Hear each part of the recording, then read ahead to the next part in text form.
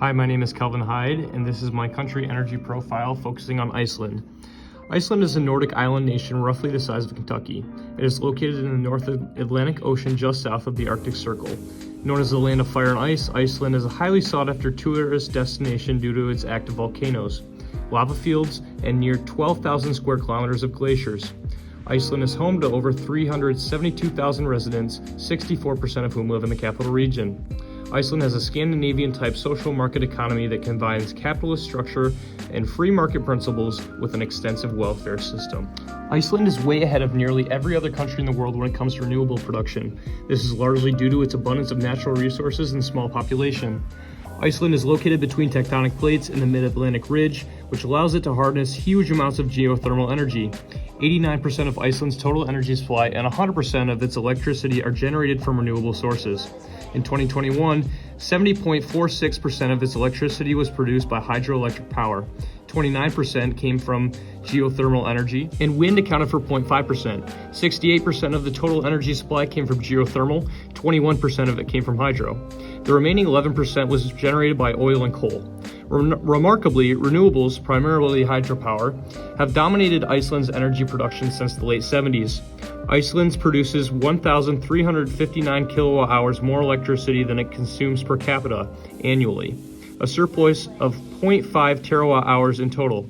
In 2015, Iceland's total electricity consumption was 18,798 gigawatts.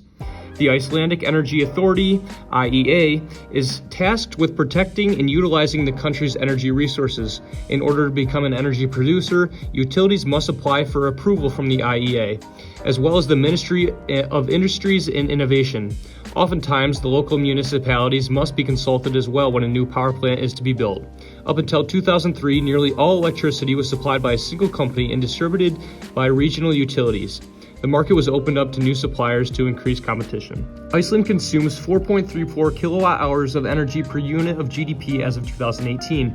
This figure has been gradually trending up since the mid-60s, and it peaked at 4.98 kilowatt hours per unit in 2010. Carbon intensity, on the other hand, has declined significantly in Iceland.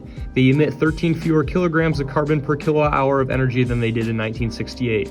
The sharp decline in carbon intensity in the early 70s coincides with Iceland's energy overhaul in response to the Arab oil embargo of 1973.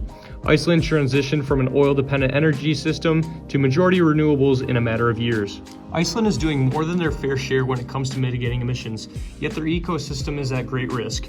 Scientists estimate that all of their glacial formations will be gone in the next 200 years, and that rising sea temperatures will put a strain on marine life around the island. The average temperature in Iceland ranges from 3 to 16 degrees Celsius depending on location. According to the Icelandic Met Office Climate Report, the average temperature has been rising at a rate of 0.47 degrees Celsius per decade since 1980. The Icelandic national government aims to achieve carbon neutrality before 2040 and to cut greenhouse gas emissions by 40% by 2030 under the Paris Agreement. Their emissions reduction plan consists of 48 steps, and it focuses on decarbonizing their sectors of transportation, shipping, agriculture, and so on. They also plan to invest a great deal in direct air capture. Due to their established hydro and geothermal energy production, Iceland does not have any plans for widespread adoption of wind and solar in the near future. Thank you.